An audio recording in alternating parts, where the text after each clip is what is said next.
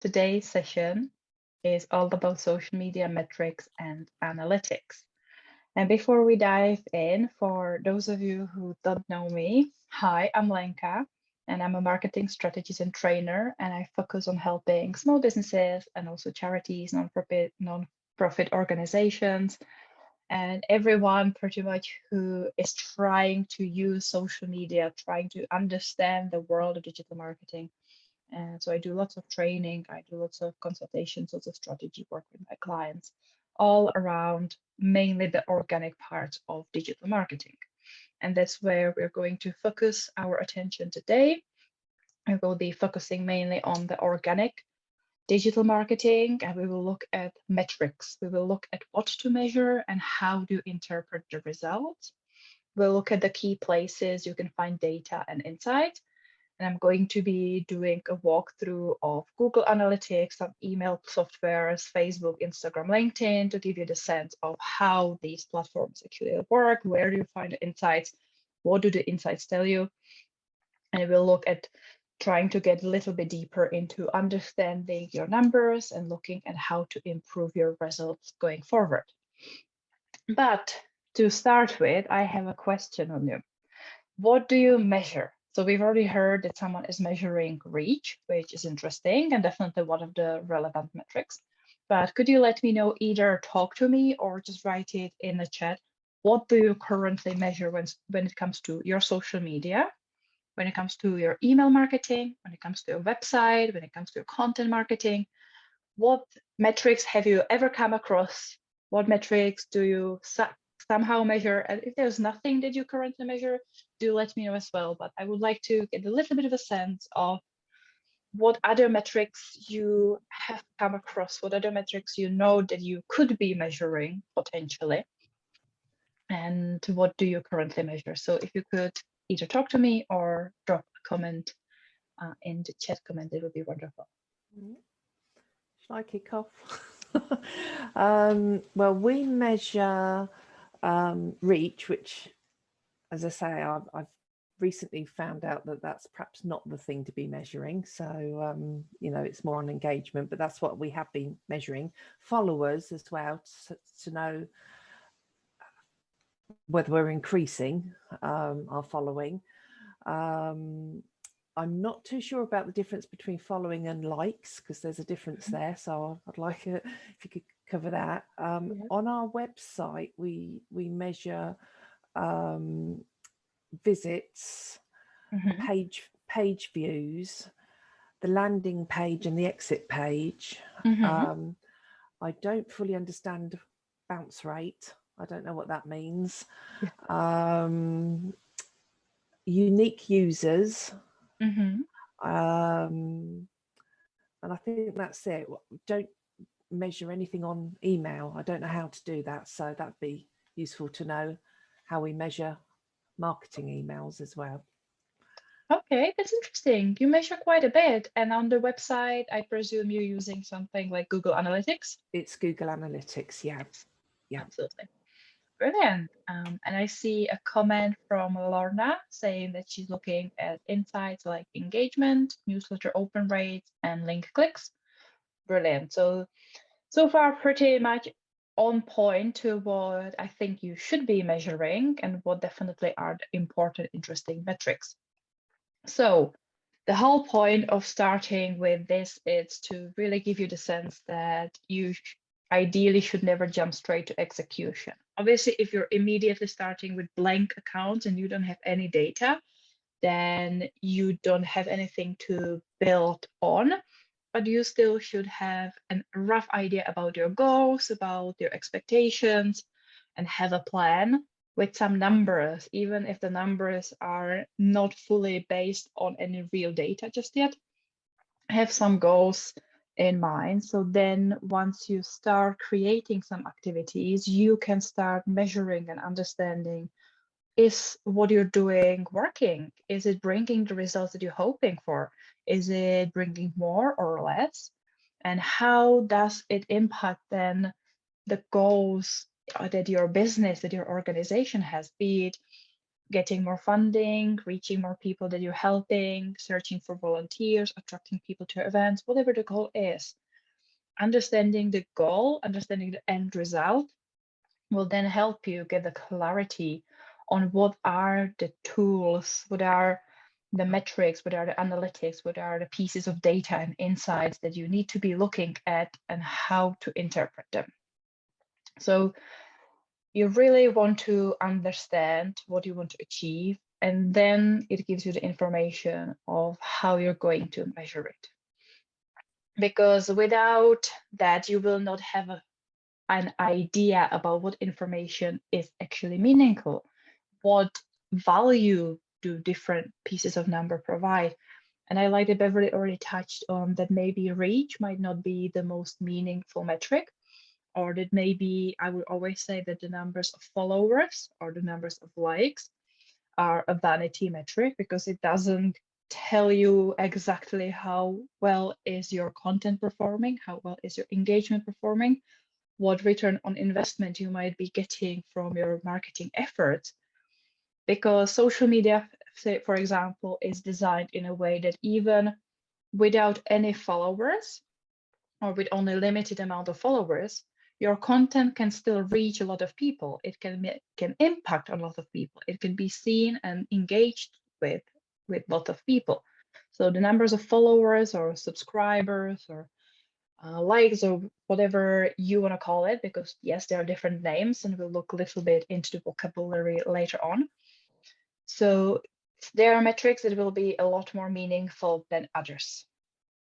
So what can you measure online, or how can you be looking at things that are possible to measure online when we're talking about digital marketing? You can measure people. So you can measure your numbers of followers, numbers of visitors. You can be looking at their demographics, at their behavior. You can learn a lot more about your people, about the audience, the outside audience and your audience, and you can make comparisons. And this is very helpful and important to know and regularly check on to make sure that you're actually reaching the people that you want to be reaching. If you watched any of the previous videos that I've done, or if you've ever worked on your social media or kind of any kind of marketing strategy, you will know that one of the key areas for marketing is understanding your ideal customer, understanding your target audience, knowing who are the people that you're trying to reach, that you're trying to engage with, that you want to interact with online, that you want to be seeing your content, visiting your website, subscribing to your newsletter, sharing your social media posts. And every type of analytical software that you will find and that we will look at will give you insights about people. It will give you the qualitative data about the demographics and behaviors, which from my perspective are probably the most important ones, compared to quantitative when we look at the numbers. Numbers are pretty, knowing how many followers and how many visitors, but looking at the quality and the detail and the specificity, and if it's aligned with what we really want and need, who we genuinely want to target, looking at the alignment is the most important thing when it comes to measuring people. You're then going to be measuring content, which is what you produce and you put out there, and you will be measuring things like reach, impressions, engagement, reactions, comments, shares, retweets. When it comes to email, it will be email opens, website visits. We'll go into the depth of every single one of those later on, but I wanted you to have a different perspective, that you can measure people and you can measure the result of content, be it on your website, again, through your email campaigns, be it on your social media. And then you can measure outside of your brand. You can have a look at your competitors and how they're performing, and you can do a little bit of benchmarking studies to see how you are performing compared to them, what they're doing, what is working for them.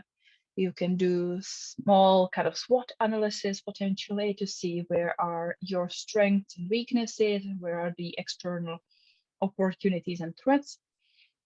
You can measure brand awareness, kind of recognition, which means measuring if someone is mentioning you, if there are organic mentions and shares that people talk about you, what is the sentiment of that? Is it positive or negative or neutral? So then to know what understanding and recognition of your brand, of your organization's name, it's out there amongst the general public, amongst the audience. And there are lots of different places where you can measure these stuff. So you can obviously measure things on your website, and we will look specifically at Google Analytics and Search Console that is specific for SEO. We'll look at social media. Every single social media channel has platform-specific insights, or you can be looking at the analytics through any kind of third-party social media management software, be it a social media scheduling tool, be it a specific analytics tool, be it specific audience. So there are lots of tools. But what we're going to look at are the platform-specific insights, because those are same across the board. The third-party software could be very varied, and I wouldn't know exactly which one you are particularly using, so it might not be helpful to everyone, but we will look at some of the main social media channels, and I'll explain the details of the metrics over there. We'll also be looking at email marketing, and with email marketing, you will most likely be looking again at built-in analytics in your mailing software, and we'll look at one or two different mailing softwares to again look at the analytics. And if you're doing anything with paid ads, you're using paid advertising, you either might be running through Google, might be doing Facebook ads, Instagram ads, Twitter, LinkedIn, any kind of paid campaigns, then you will either again have analytics through Google AdWords or through Google software, or then it will be again native insights through individual platforms. So to know, you now know a little bit more about what we can measure and where we can have a look. But I would like you to have a little think about what are your marketing goals. And you can separate into, this would be our goals for our social media. This would be our goals for email. This would be our goals for website. Because I want to be able to talk with you specifically about, if this is your goal, how can you measure and how can you understand the data that you're seeing to see whether or not you are aligned and you're moving towards your goal. So anyone wants to tell me what their goals are? Anyone has an idea what their organization's marketing goals are? I can jump in if you like. Yes, please. So it's really about raising awareness of what we can offer to our organisations and our community. So in terms of our training and events, funding opportunities and that kind of thing, but also raising awareness of what third-party organisations can offer, and sharing our member organisations' information as well with our networks. So it's really about us providing support to our members in our community, getting the information to them in a way that's easy for them to take on board. And if I would then ask you, how will you measure it? What would be the ideal outcome in terms of some numbers? How would you define success? I think success would be, obviously we can see how many people with the newsletter, for instance, open it and click on particular links. But what defines success for us, if for instance, somebody gets in touch and says, thank you for sharing that funding opportunity. We put in an application and we've just received funding for £5,000, for instance. And this is something I've said to people before, numbers are not always necessarily they're not the whole story, because you could put out a social media post where 100 people read it and look at it and that's it. You could put out another social media post that just one person looks at and they apply for a funding opportunity and they get the funding. So it's a funny thing, isn't it, with numbers, because success is not necessarily, as you said, just the numbers of people. Yeah, absolutely. And I love that you said that, because that's why I will always encourage people to look at the qualitative data, to look at the things that really tell me more about the story, to tell me more about the impact on individuals, rather than the more generalized, broader data.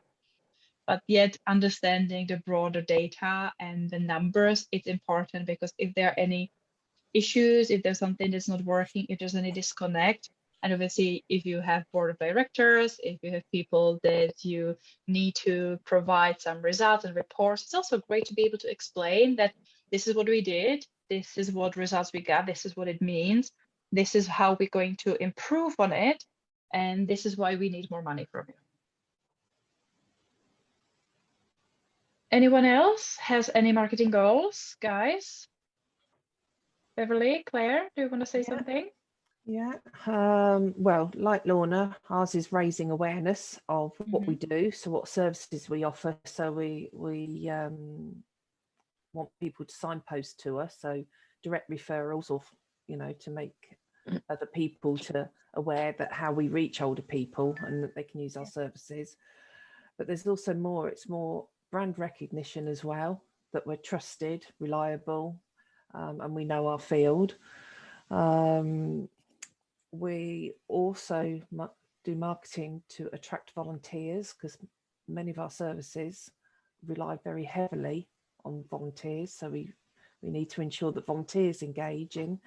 And then always fundraising. So looking for funding and donations and people to, engage with us to support us financially, as well as volunteering and sending us referrals. So it's quite broad. We've got lots that we want to achieve with it. And sometimes talking to different audiences, it's like, how do you keep switching it up successfully? How do you keep talking to multiple different people and keeping them all interested and engaged, while obviously needing to communicate to different audiences with different messages? Yeah, because also, as well as attracting volunteers, we are actually talking directly to our volunteers through our social media, because they're on there as well, wanting to know the impact of what they're doing. I think you have different solutions, and this is slightly out of the scope for this session, but a quick kind of advice is you can have different segments of your email list, for example. So if you have any kind of software where you would be collecting emails, you would be doing email marketing campaigns, you would be communicating with people, that could immediately allow you to segment your messages and have a list that's dedicated to people who are interested in volunteering and who are current volunteers, so you can share the volunteer success stories and the impact that they're making. You can have then segment for people who are in a position of having funds or knowing how to get funds, or work for organizations who help secure funds, and then you can be communicating with them, asking for new funding opportunities, asking for support, providing reports and again updates showing what incredible work you do. You can then have a segment for the general public, where you can announce any upcoming events, any news that's happening. Again, you can ask broadly for support, and you can educate your audiences about what it is that you do and what impact it's creating. And you can think about segmenting your email list. This also can be reflected on your website, where the website can have dedicated section that says, volunteers, and then have either blog posts or some information for volunteers. It can be fundraising, it can be the work we do, and even your website could have distinct sections that whenever someone lands on the website and visits the website, there is a clear navigation that signposts them. Are you a volunteer looking for volunteering opportunity? Are you the person who has the funds? So you're more looking for our results, our mission and vision, to just check that what we do is the type of work that you would be providing funding for? Or are you a general public looking for some helpful resources to actually benefit from the work that we do? Or if you want to get in touch, you want to request our support, so you can start working about it on website. Social media is the trickiest one in this, because yes, you will have one Facebook page, one Instagram account, one LinkedIn page where you will be sharing different types of messages. But again, by the wording and how you position it, even you can play around with a bit with the visuals. So you can have different color schemes and you can have different styles that would grab people's attention and show them these style of images and these style of posts will be more for volunteers. They can have one distinct feel and look. And for fundraising, it can have slightly different, still on brand, but looking and feeling differently. So it visually captures the attention and starts creating a visual story over multiple posts. If So very interesting. For example, for volunteers, you can have a private Facebook group or a private Instagram account or private WhatsApp chat, where again, you don't need to maintain it on the same level as the public ones, but where you can put more in the moment, raw, unedited updates, thank yous, share stuff, but you can have a private communication with, for example, the volunteers that they can share with each other, they can interact with each other. So building more of a community rather than collecting an audience. All very useful tips, thank you.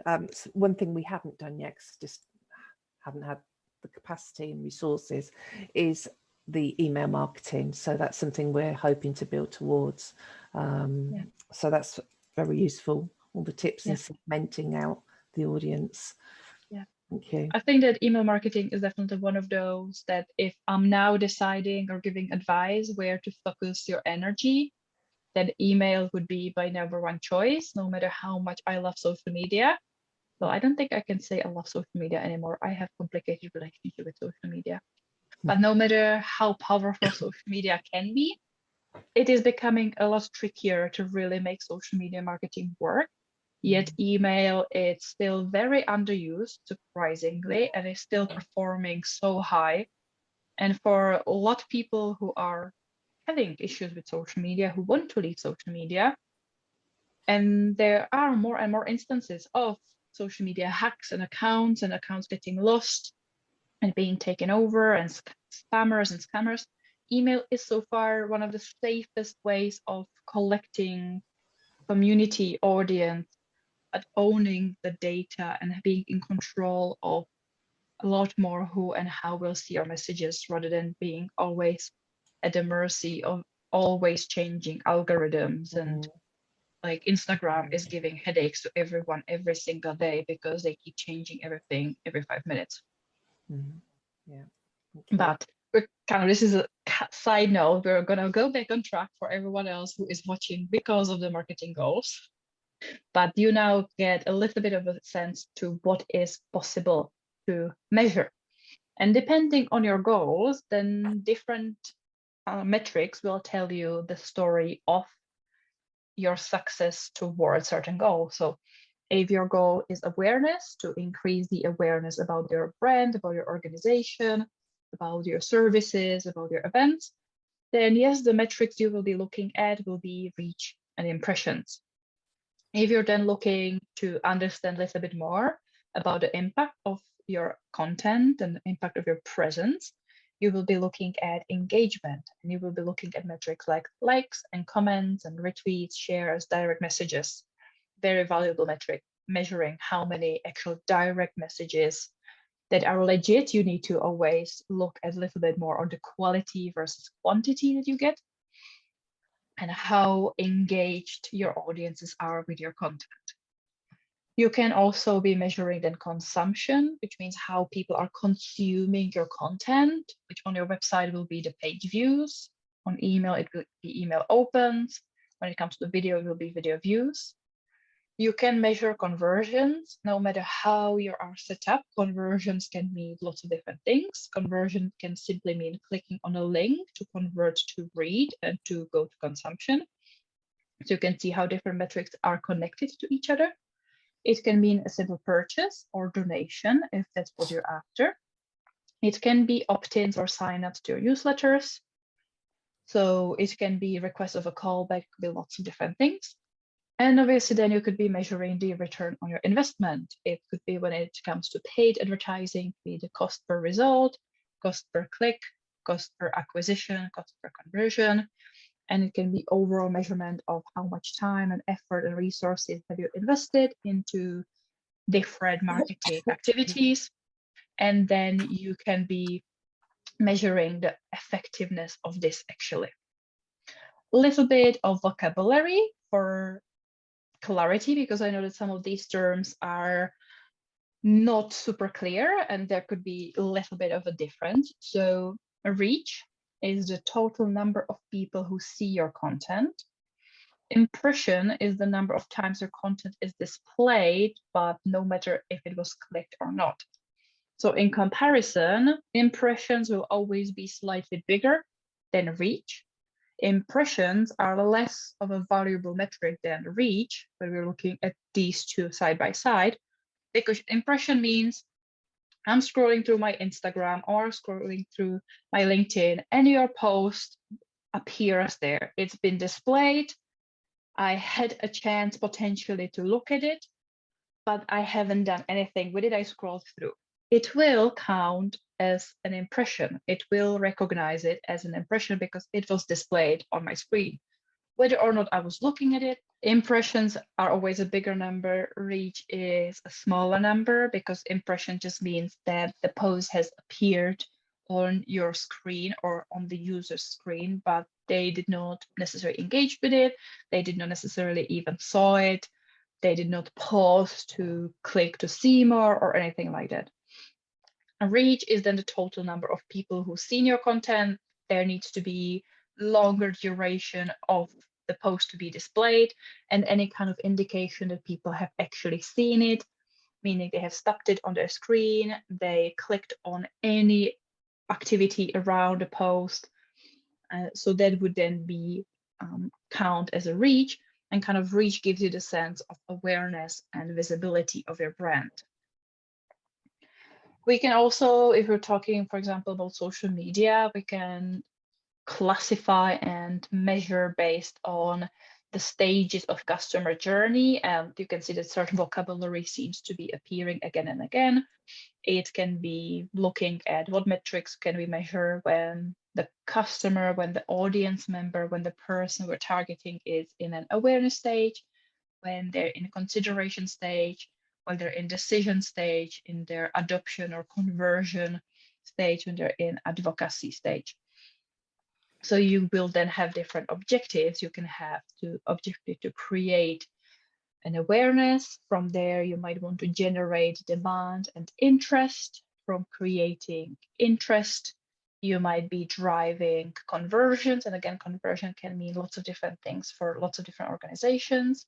Once you have converted, and it can again mean that they have become a volunteer, they have started working with you, you have provided them with help, they have provided you with funding, then you can go to the delight to make sure that you keep, even with those people you have already converted, that you have already got on board in one way or other, that you still communicate with them and that you show your appreciation and you further inform them and that you delight them. And obviously then you have all the other audiences who can become your advocates, who can be your kind of amplifiers, who can inspire kind of to evangelism, where people will then be bringing your awareness even further. And then I will share the slides with you so you can have a look at them in your own time. And you can, for example, break down this map and you can write your own ideas next to it. I just wanted to share it with you so you have an idea of how then to start translating and understanding different goals and what metrics, because then you see the social KPIs. The lingo is key performance indicators. So this would be the metrics that you would be measuring. And you see, again, repeating that in awareness, you would be measuring impressions and reach. In consideration, you would be measuring engagement and the type of engagement.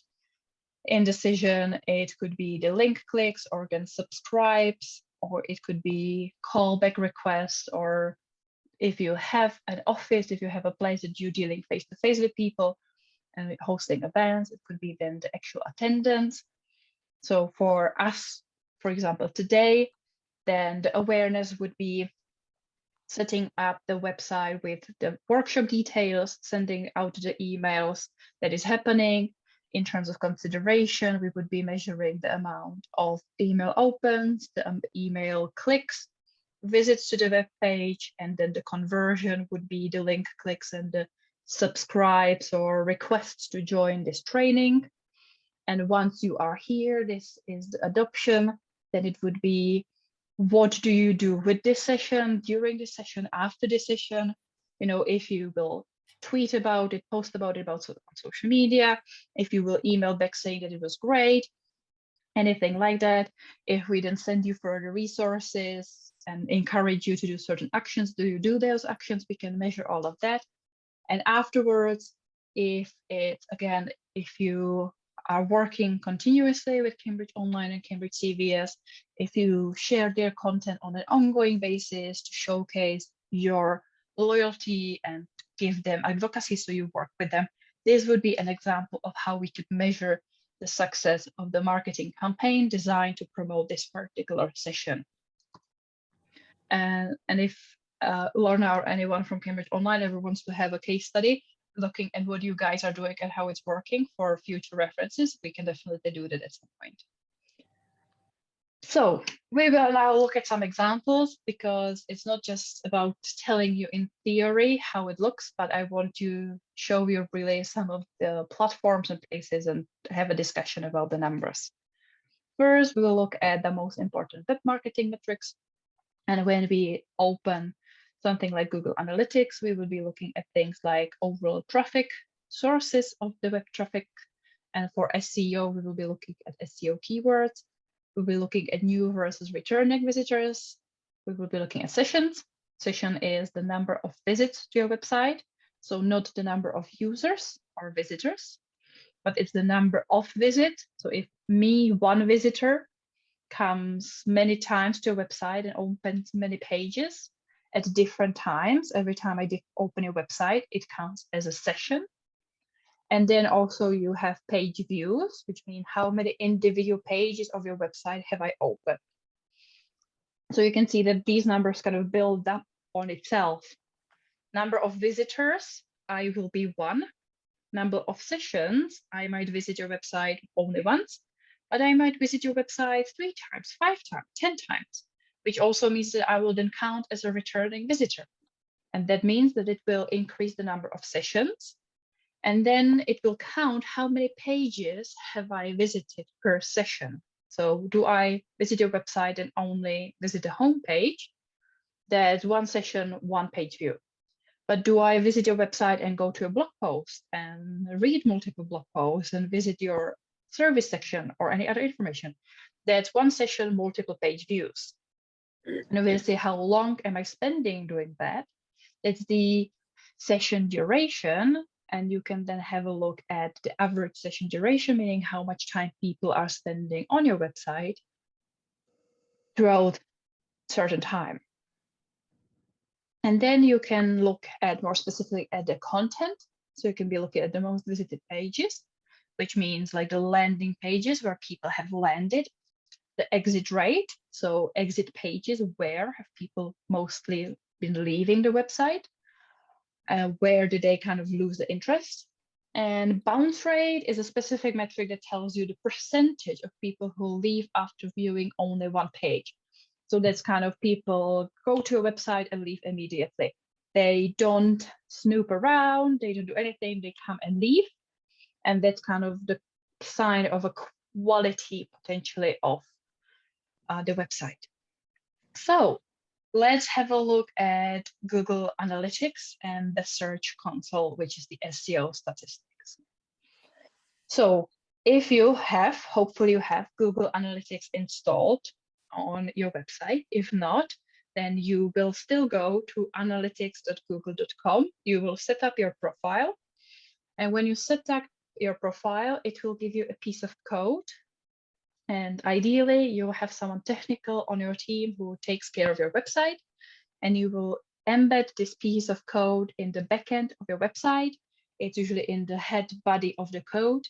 And it will give Google then the permission to start collecting data. When you land in Google Analytics, you might have access to multiple websites. That says over here you can then manage. But for us, what is the most important thing are these three sections. It's the audience, it's the acquisition, and it's the behavior. So audience will tell you, as the title says, information about your audience. We talked about it, that it gives you the information of the people. On the right-hand side over here, you can decide the time that you want to measure for. So you can either have it month by month, you can look multiple months at the same time, or you can compare your results from a time period to another time period. And that will then give you a graph of kind of how different days and weeks and months have performed. But the more important part is over here, where you can see the numbers, the metrics that we have been already discussing, which is users, new users, sessions, number of session per user, page views, pages session, so how many pages per session, average session duration, and bounce rate. And you see here a nice pie of new visitors and returning visitors.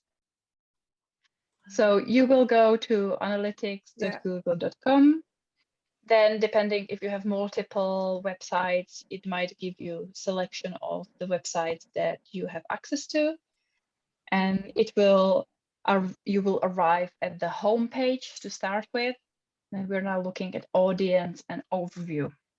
Yeah. So Yeah, for me, I've got that. this is the first interesting start that tells you that in this time period that we have selected, we have total number of 136 users, out of which there was a big chunk of new users.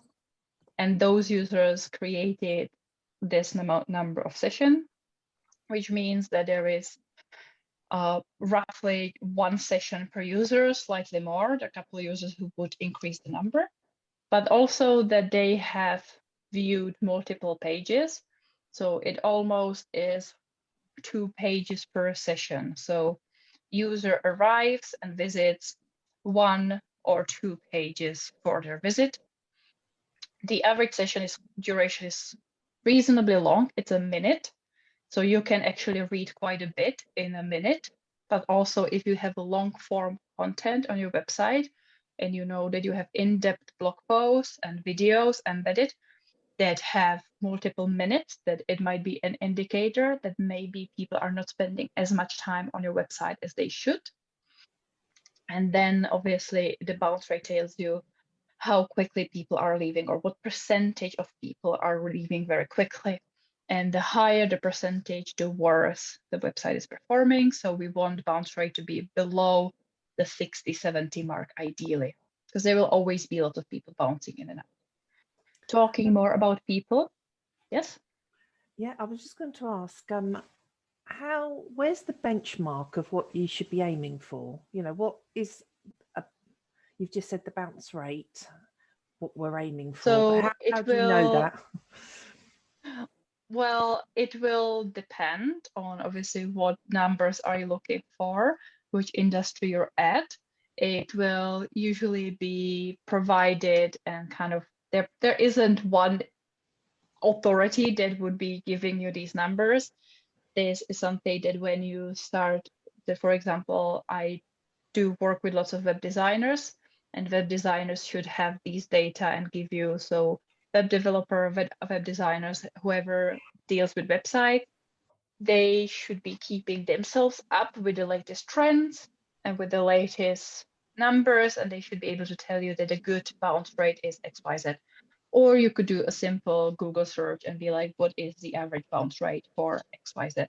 Yeah, There isn't a simple, quick solution for one Ah. place that will give you all the up-to-date numbers because they change every 5 Right. seconds. So an average duration of a session there's not an average of anything really. There isn't an average because obviously the average will very much depend on what is on your website. Right. Is your website a one page, very simple, very stripped down one pager that only gives you the bare minimum of information and that's enough? Then obviously you will expect people to spend only a couple of seconds there because they will land, they will see, they will do, they will leave. If you have a complex website that has blog posts, case studies, videos, resources, and you want people to be spending more time on there, you want people to be reading, and you know that you have a blog post of a certain length, and then on average, based on, again, an average speed of reading, which again, you can Google what is the average speed of how quickly, or some softwares can now calculate it for you, to say this page will on average take you to read in 5 minutes. And if you know that this page in particular should take you to read 5 minutes, and people are either spending 30 seconds there or 20 minutes, there is a problem, because on average, we know that the number should be 5 minutes. So if it's very short amount of time, that we know that people are not reading it. If it's a higher number of time, there might be an issue with accessibility, with readability, with understanding of the page. So people are kind of confused and they're trying to figure it out, but they're struggling. So the average will be, again, very specific depending on your website, on the content on your website, and what you genuinely expect people to do on your website. Okay, thank you. So talking about audiences, we also have the option of people. So you have a demographic, which gives you the overview of the age and gender. So again, if you know that your organization is focusing on helping women of a certain age, then you want to double check that actually you have more, or the majority of your visitors to be from those groups, if you have a broad range and you're reaching anyone and everyone. And again, it's harder than if you have multiple audiences and you know that one is more female, one is more male. And obviously we're now in a world of non-binary, non-specific, so this demographic perspective could be seen as problematic later on, but still it gives us a little bit of an overview. If we know the audience and we have an ideal prototype of target audience in mind who we want to reach, we can double check if that's who are actually reaching and visiting our website, or if we're completely off. There is a little bit more that Google can do.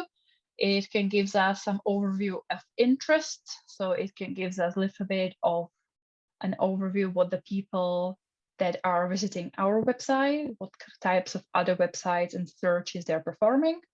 But it is a very broad category. So you can see it's lifestyle and hobbies, kind of business professionals, fashionistas. It can be beauty and wellness, but also within our market, we're reaching mainly business services, advertising and marketing services, and so on. So you can also see a little bit of their interest. You can see a little bit about their geographics. If you're looking to attract people in certain geolocations, you can have certain languages and locations in mind. So it gives you an overview from which states, and from even within the states, from which parts those states people are visiting your website the most. Might be interesting or might not be interesting. And there is a lot more options over here that you can explore, but for us, and for me most likely, the most important is the overview, to understand the volumes of people coming, whether or not they're returning, and how much time they're spending on the website, and a little bit about the demographics to double check the people are the people we really want. Then we look at the acquisition, which means where have the people come from? And this gives us a nice overview of the top channels. It shows us how many people come from organic search, which means SEO, means they go on Google, they go on Bing, they go on Safari, and they type certain keywords, and your website will show up somewhere, and they will come to a website. Direct means that they will directly type the www.yourwebsite.com.co.uk.org, and they will directly type the URL into their browser. Social means that they will come from social media, and referral means that there will be a link to your website in a third-party source. So that could be your email, it could be someone else's website, like internal links. It can be from a direct email that you send to someone. So referral means that someone has referred traffic to you. So you can then see the breakdown of which ones were users, how many of them were users, how many of them were new users. So you can make a comparison and how many sessions. So there might be a differentiator of the quality of people arriving from different sources. So sometimes the direct traffic could be higher quality because people know they want to go there. And you can see that from the direct, the bounce rate is the lowest. Because if I know the website I want to visit, if I on purpose type the website, I am less likely to bounce away. So this traffic is quite higher quality. Organic search or referrals often will have higher because people are kind of looking for something and they're not sure if what you, when your website is showing whether or not it is the right thing. So they might discover that it is the right thing, but they might discover that it's not. So when you can get then more details, again, by clicking on each and every one of them individually, it will show you what landing pages the people actually come from. So right now we did click on, I think I clicked on the direct one. So which pages are people directly typing into the browser. So they are landing, either this means homepage, the contact form, the blog, and stuff like that. So they really know these URLs and they are going there on purpose. So this is what all you can see in the acquisitions overview. You can get a sense of where people are coming from. And you can, again, look at the comparisons of users, new users and sessions, bounce rate, pages per session, average page duration. So you can even look at how many, what is the highest or lowest page duration from which channels it will be. And if you have any kind of e-commerce options, you can then also measure or watch conversions, but we don't have that, so I can't show you that. So that's pretty much the acquisitions. And you can go more in depth with the channels, which again shows you the same thing and breaks down the numbers. So you can see the numbers. So you can see that, for example, from social media, we actually have the highest of, well, from referral, we have the highest average session duration, which is 3 minutes, which is really great. But from organic, we have very low average session duration, which means people are searching on Google, finding something, coming to the website, not finding that it's right, leaving. But directly, when people are visiting, they're visiting the most amount of pages. So they're visiting over 2 pages per session. So you can start getting understanding of how the website is performing, how well it's working for you. And you can create multiple dimensions and cross-check those numbers over here. But I think that this is enough to start with. And there is one more interesting section, which is the behavior, which means how people do behave on the website. And again, you will get the overview, which gives you similar information: page views, unique page views, average time, bounce rate, exit rate. And exit rate is different to bounce rate. And it gives you the pages that people are visiting the most.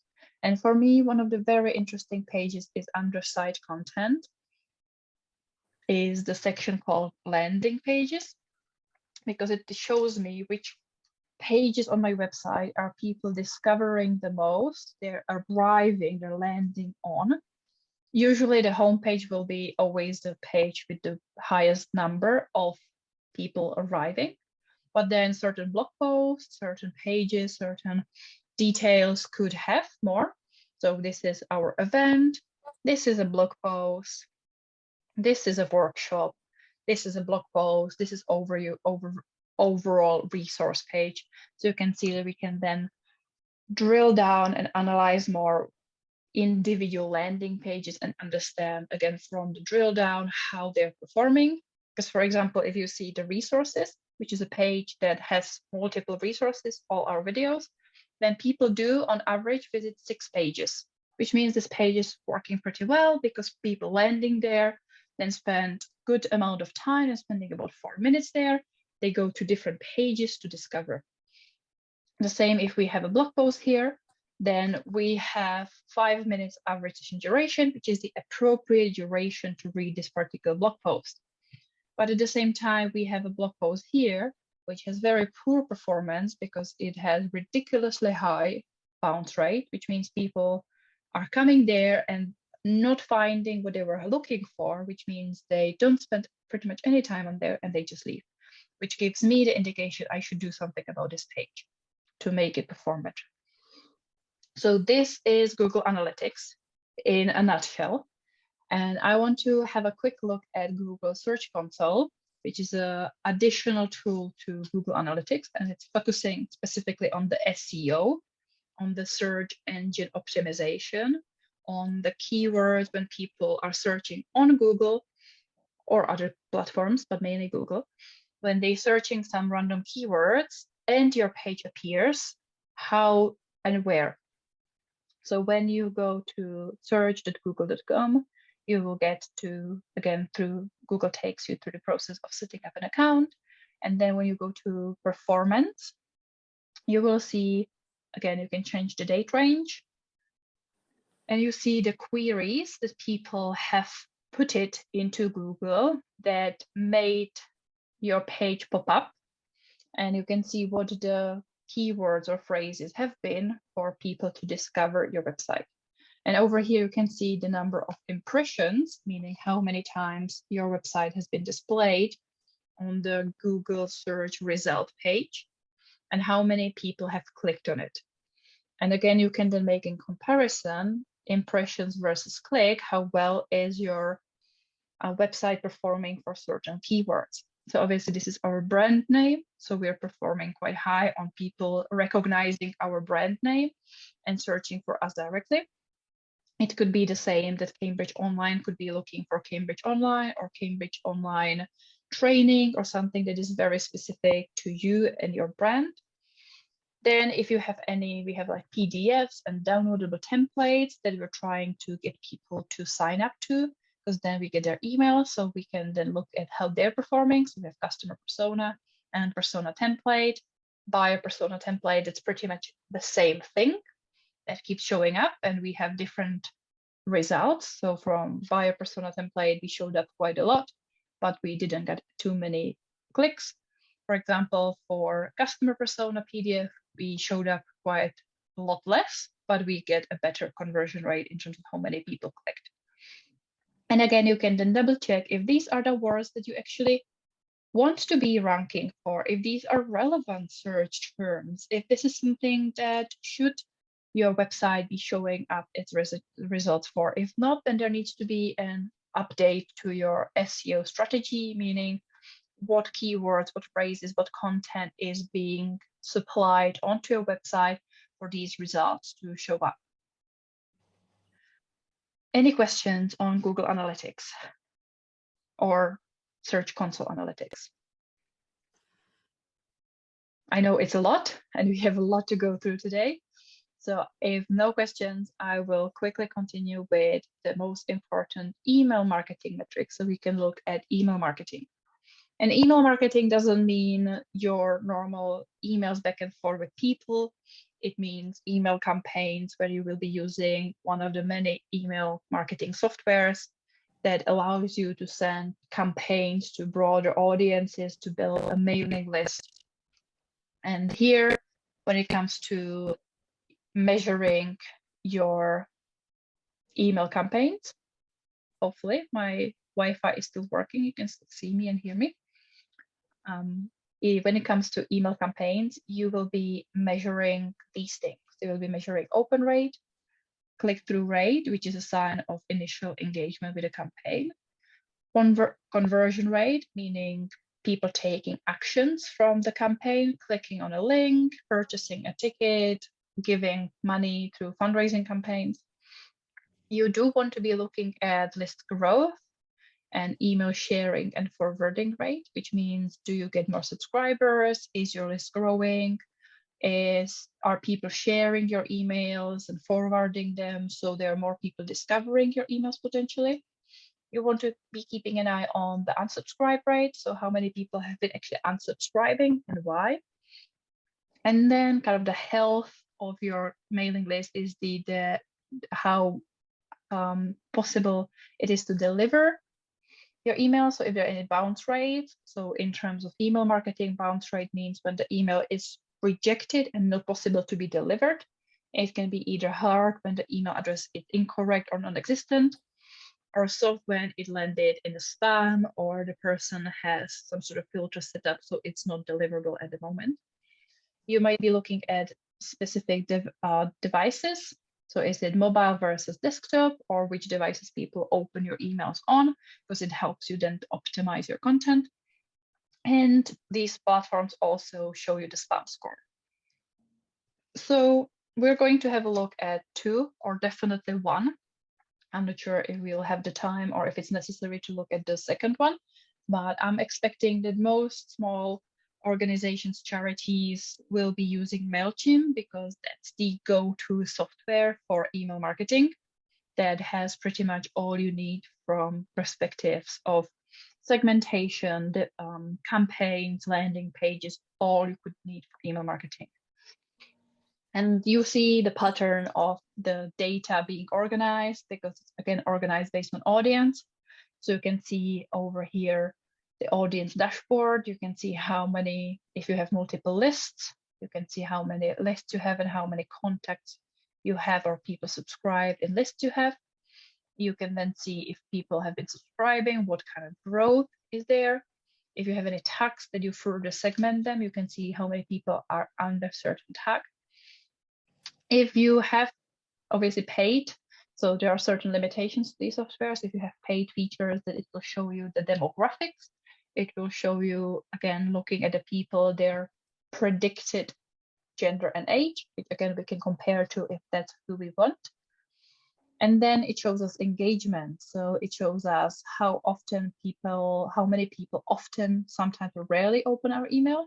So we would want the numbers to look maybe differently. We would want people to have much higher percentage to have often opening our emails and sometimes, but we would want the number of people rarely opening our emails to be much lower. Again, we can look at locations if we are specifically looking for people from certain locations. And there is a lot more drill down that you can then look at people in specific sign-up forms. So if you have different places where you're catching people's emails, then there will be data for that. You can have data for tags, segments, and if you do surveys. Once you get into it, you will see that the numbers and the language keeps repeating. So you can then understand better your audience. And you can also then understand better how your content, in the terms of email marketing, it will be campaigns, how your campaigns are performing.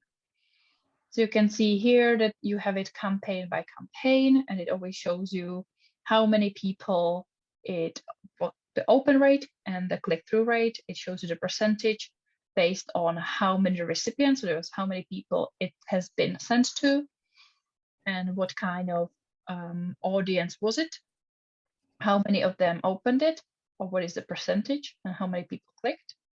If you then have a bigger campaign that has potentially links to some e-commerce, you can see even here that there is a revenue because there was a promotional link going to the website where people could purchase. And it now gives me that out of the 274 recipients, it was opened by 54%, and it was clicked on by 7% of them. And through that, there was X amount of money earned. I can click on the view report, which gives me a little bit more detail. It gives me the details of how many people bounced, and I can have a look specifically at who were the bounces and if it was a soft bounce or hard bounce. And you can again see that they give you explanations here nicely. So you can then read a little bit more to get an understanding. What I love about software these days, they are very much working on educating their audiences. So they will be giving you these little nuggets of information. If you're really not sure what bounces mean or you forget, they do give you explanations, and it tells you how many people have unsubscribed.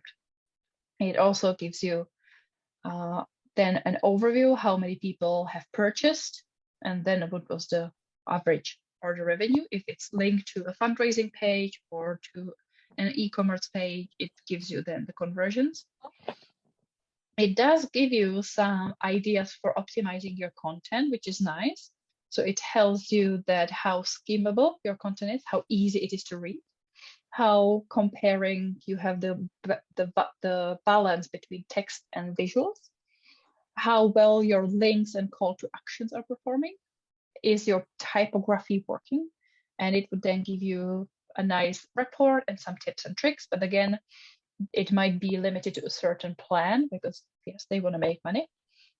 An interesting part is the click performance that shows you which links people have clicked the most, knowing where on the page the clicks actually came through. If you have the same link multiple times on the page, so if within the same newsletter campaign you have the same link multiple times, it's interesting to know where they click, and you can show which links even visually have been clicked, which is interesting because we would imagine people going from the top to the bottom to click most on the top ones, but over here we see that none of the top links have been clicked.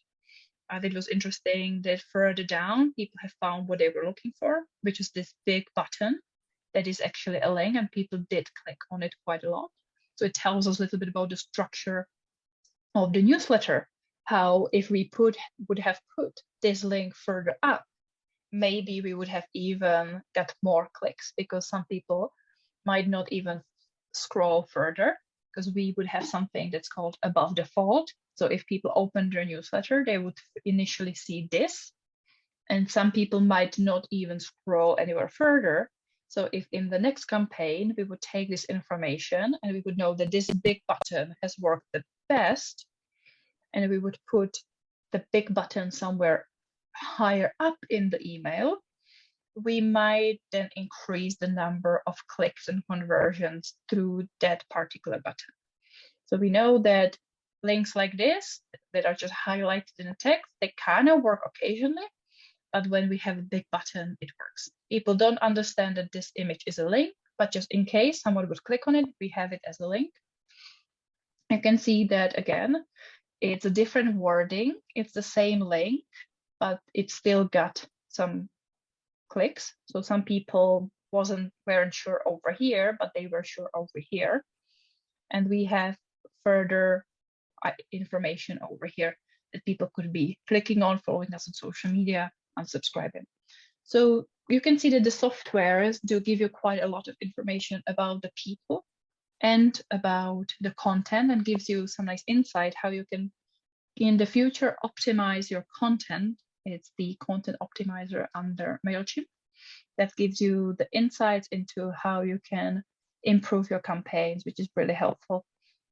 And it does have a little bit of built-in benchmarking, which shows you on average within your industry to kind of see how you're comparing. So this campaign performance compared to your average campaign performance over to your peers' average performance, which kind of gives the sense that we're doing pretty well. This campaign has performed on the top of our overall campaigns, and it's definitely performed over the benchmark of what MailChimp has identified as being other industry. And again, it doesn't need to be super clear, but it gives you a little bit of an insight into that. It also shows you 20-hour performance and individual people, locations, and so on. And different softwares will do the same information, provide pretty much the same information in different formats, but I actually find that MailChimp does it in the most user-friendly, accessible way. So MailChimp, again, audiences, audience dashboard, one way to find insights, campaigns, reports, and then looking at individual campaigns, it's another place where you can find interesting data that you can then start working with. You can also, if you have the pro version, start creating comparative reports. You can compare campaigns against each other and get more data, but again, it depends on what plan you're onto. That's email marketing, and I know I'm rushing through because we do have limited amount of time for this, and I don't want to be running over time, but I still want to be able to tell you a little bit more about social media metrics. To make sure that we cover the most important parts, in the comments, or just talk to me for a second, which platforms would you find the most helpful to have a look at? I have had a plan to look at Facebook, LinkedIn, and Instagram, but if there are any platforms that you would prefer, or if there is one that we would all agree that we have to have a look at it, then I will make sure that we cover that one as a priority. I would like to look at Instagram. Instagram, Please. yes. Yeah. Yeah, I'm Facebook. I don't know about what to look at LinkedIn, but I've only just started with that, but definitely Facebook. Well, then let's have a look at those two. So on social media, you can see it repeating. We will be looking at awareness, impressions and reach of our content. We will be looking at engagement, likes, comments, shares, retweets, and clicks. We will be looking also at the overall engagement rate, brand mention, and hashtag usage. Potentially, if you have a branded hashtag that you're promoting, you then want to be measuring how frequently it's being used, how it's being used, how popular it is. We can be measuring then return on investment, meaning what leads, referrals, conversions we're getting, being direct messages, opt-in, signups, callback requests, meetings booked. You can now implement your calendar bookings into places like Facebook and Instagram. So you then want to be measuring how many people have booked your meetings or sent you a direct message or send you a WhatsApp message, because Facebook then allows implementation with WhatsApp. If you have any proposals to be sent out, how many of them have been sent out, purchases. And again, we will be looking at audience, their demographic behavior, audience growth and the rate of growth, and specifically video views, video completions. So we will start with Facebook then. So when you land on your Facebook page as an admin, then on the left-hand side, you will see that you have the tools to manage your page. I find Facebook the least user-friendly, to be honest, because it gives you a lot. It's very overwhelming. I don't know where to start.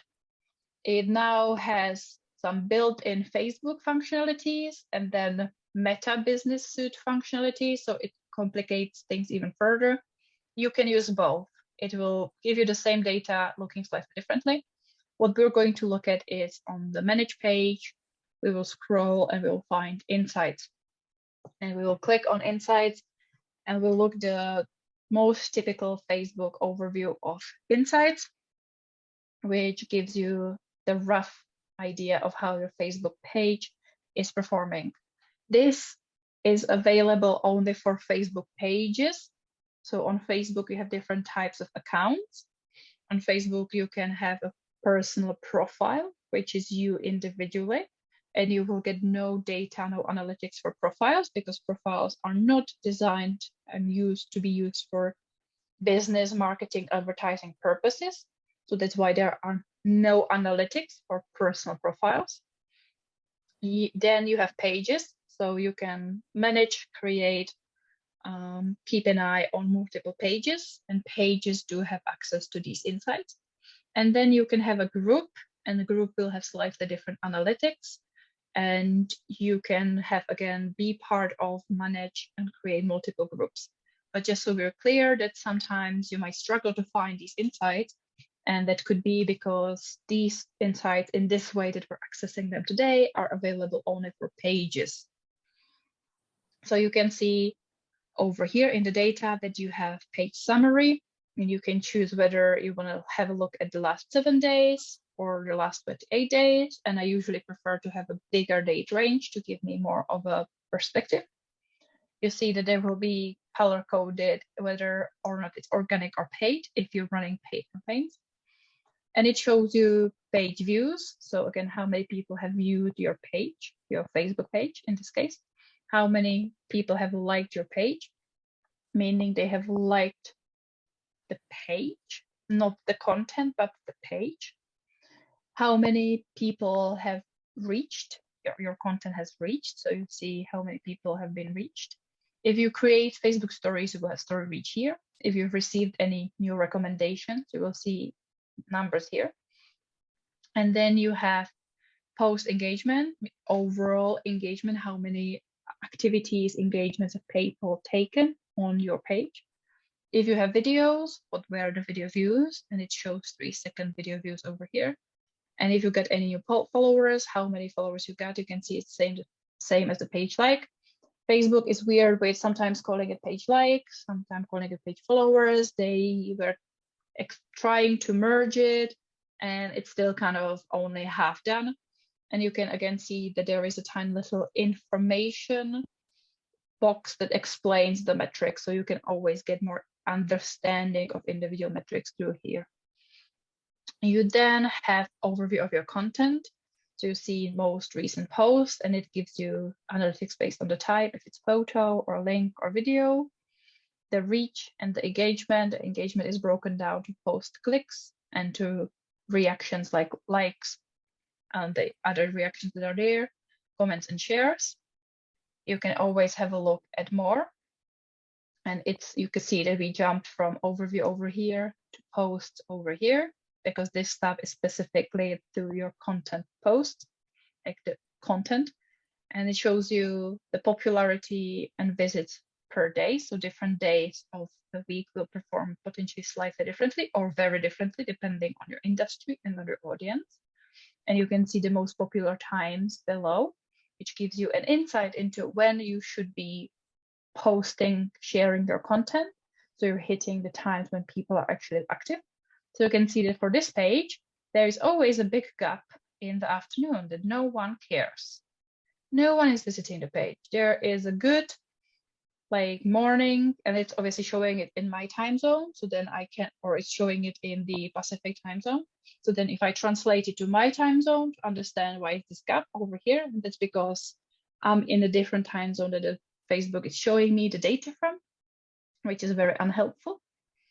And then I can have a detail of all my posts over here, and I can always go to an individual post details. So if I want to go and drill down specifically about this post, I can see the details. I need to pick another one to have more of an example if we have a post that has more engagement. So you can see that it shows you how many people have been reached, the reactions, was it like and was it love, if it was something that people clicked, were people clicking on the link, if there was any negative feedback. And you can always see who were the people who liked it and whether they are actually like your page or not. So you can then always invite them to like your page. So this shows us the difference, that they have liked a post, but they are not liking or following our page.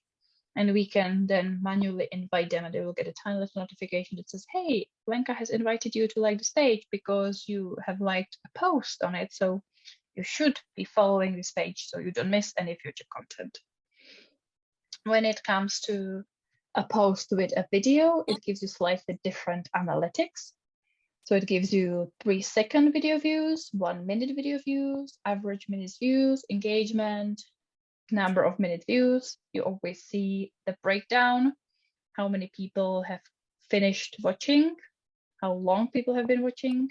There is the retention. This was a very short clip. This was a 5-second clip. So obviously I don't have any views here because it was a very short clip. So again, keeping an understanding that if the video is 10-minute video, you want the 1-minute video views to be higher.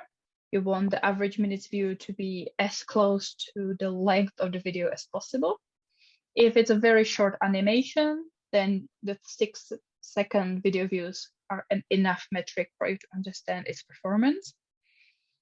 You see how many people have been reached, meaning that it appeared on X amount of people's timelines, but only a couple of them stayed enough without scrolling to be counted as a video view. And it gives you a little bit more of a drill down to, where the people coming from, recommendations of followers. And you can see there's lots of data that could be possible, but to be honest, this is all you probably need. The most is understanding how long people have watched the video in comparison how long the video was, and whether or not they have engaged with it, and what were the engagements that they have actively done with the video. On Facebook, as I said, you have the Meta Business Suite, which gives you pretty much the same information in just slightly different look. So it gives you overview of kind of the overview results, the reach, gives you individual posts. It gives you the audience, which again gives you the age and the gender. That's pretty much the 2 key demographics that every platform will be able to show you. You can go into the drill down of reach, page visits, new likes, content audiences. So you can see it has a different look and feel from the traditional Facebook insights. For some people, this will be more user-friendly than this one. This seems very busy and overwhelming. And you can see you have a lot more than options over here that drills down into individual metrics, which not always is necessary. So that's Facebook. And one last thing, and now fingers crossed that the technology will work, that I will show you Instagram.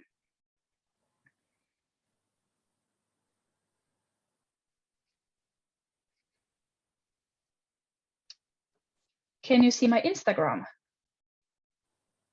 And can you still hear me? Yes. Brilliant. Okay, so on Instagram, we have our analytics. We can only access Instagram insights through the mobile app. Even though Instagram has limited functionalities and accessibility through the desktop, and they are adding more and more options to their desktop options, insights are only available through their mobile app. And you get on it through clicking on your profile or choosing whichever page you want to be checking. And when you click on the profile, you will see that then there is a button that says Insights. And the Insights will give you similar options to what we've seen on Facebook. It allows us to change the date range. It allows us to change pretty much a custom up to 90 days range, which is wonderful because Instagram used to provide only 2 weeks worth of data. And now they have broadened the range and they allow us to measure for 90 days, which is wonderful. And here on the initial page, you will see the overview. It says how many new followers you have, how many accounts you've reached, how many accounts have engaged, and the total numbers of followers. And again, clicking on each and every one of them individually will give you a little bit more of a drill down. Accounts reached will show you the audience. The audience is based on the type. You can look at the cities and countries and ages and genders. You can see whether or not they were followers and non-followers, which is interesting to see that only that we are reaching about 127 followers, which is a good number because we have only about 160 followers in total. So percentage-wise, we are actually reaching high percentage of our followers. And we're also reaching lots of non-followers through hashtags, stories, shares, direct messages. So this is an interesting metric to understand because you need to take into account how many followers you have and on average, how many followers you're reaching, and then how many non-followers you're reaching on top of that. And it shows you which types of content then perform the best. Reels on Instagram definitely will give you the most reach. Posts, which mean like images, will give you reach. Videos, stories, live videos, so you see the reach. And again, the comparison of followers and non-followers. And it's interesting to see that, for example, live videos and stories are pretty much exclusively watched by our followers, where reels are definitely mostly watched by our non-followers. You can always get individual analytics for individual posts and stories and reels and IGTV videos and live videos. But for me, what is also interesting is at the bottom are the impressions, which again, remembering different impressions versus reach. You can see that the impressions are about 5,000. But account reach, meaning individual people reached, is less than 2,000. So that's one interesting metric. Then we can see how much activity we've got from the content, people visiting our profile, clicking on our website. If we have email set up, how many people click to email us? If we have call option set up, how many people called us? We then can go back and have a look at accounts engaged, which gives us more of a engagement insights about how people have engaged with our content. It again shows us the people who engaged, their demographics, their age, their gender.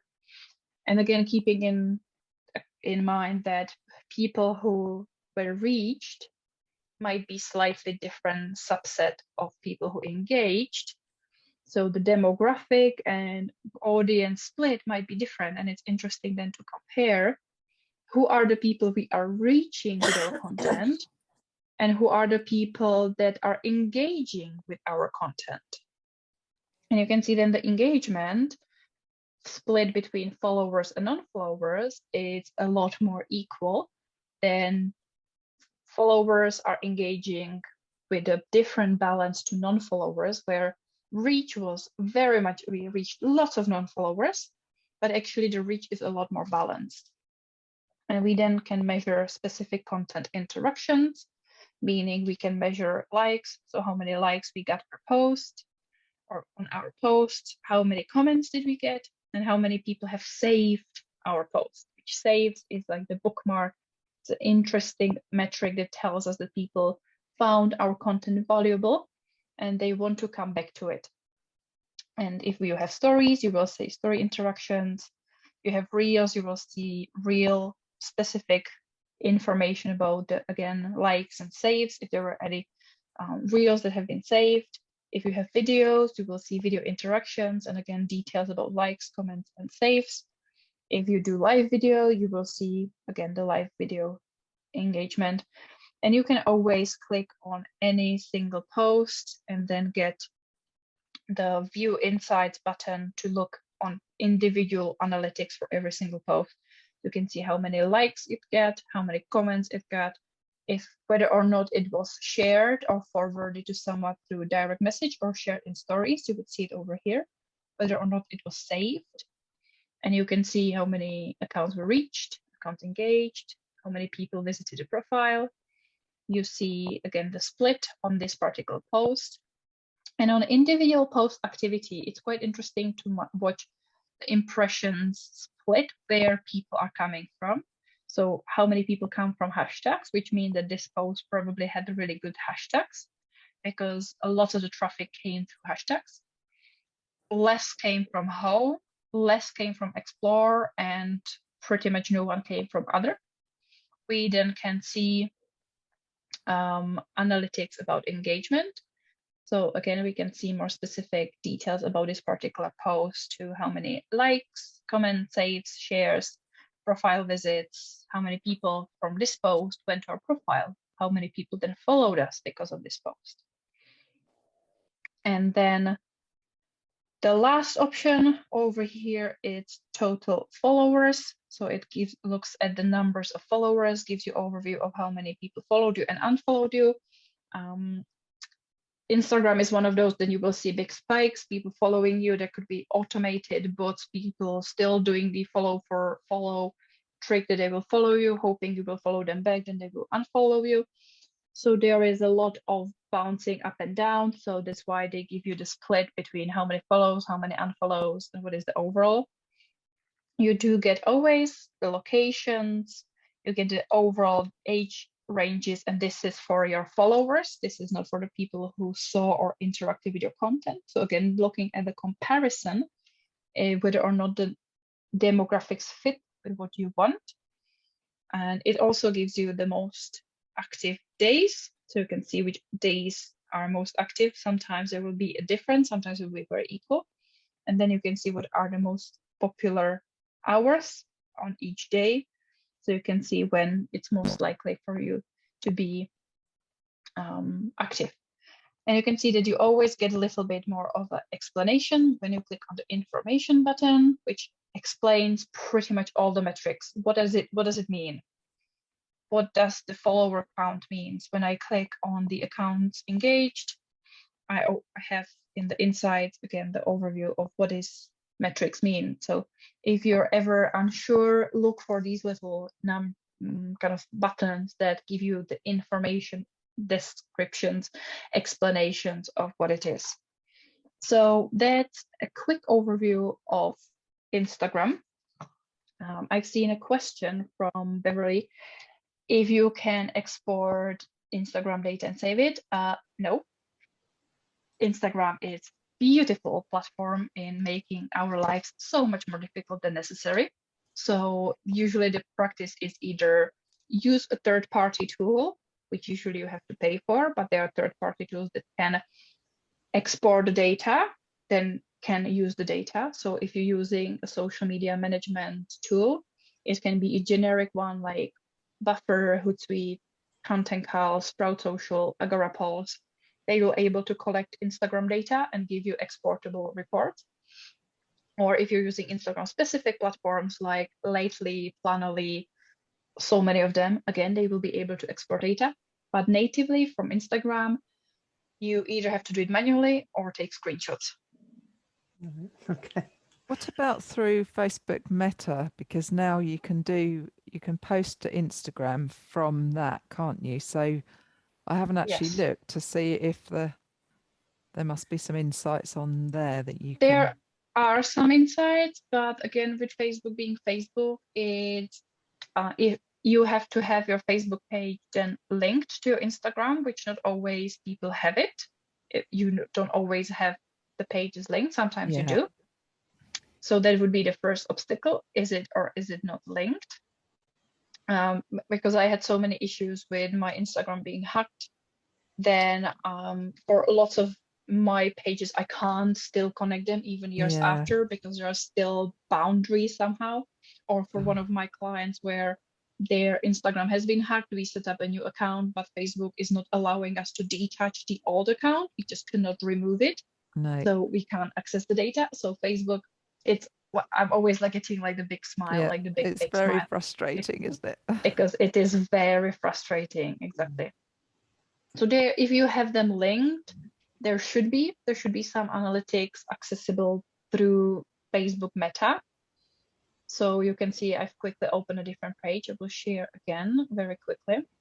So I've opened a page that actually has, you can see that over here, it shows both Instagram and Facebook. And in the data, it shows you results Facebook page reach, Instagram reach. It shows you if you have any content. There wasn't any activity recently. It gives you the likes and the followers and the activity. You can change the date range over here, so you can see further if you want to. And when we switched to that, you can now see that there has been some content. So it shows you whether it was a story, a post, whether it was Instagram or Facebook, and then gives you the individual data for the post. And over here, it still doesn't give me the option to export anywhere. So I can still have a look at this. I can see the results. Sometimes over here, it gives me the export button. So some part, some chunk somewhere, I might be then able to export through the business.facebook.com, or how do they call it, the Meta Business Suite, if you have your Instagram and Facebook account linked. If you have only Instagram and no Facebook, no. If you have Facebook and Instagram and not linked, no. Only if you have both and linked, then it's going to happen. So I know we're running over a little bit. So any questions, anything at all that I can help you with? No, I think we've all got lots to think about there and look at. We have. Yeah, thank you. It's been very good. Good. I will just very quickly go then back to my slides, because I then have here a slide that says, thank you, any questions? But most importantly, there is a slide that says, let's connect, find me on LinkedIn or email me or book a free 30-minute call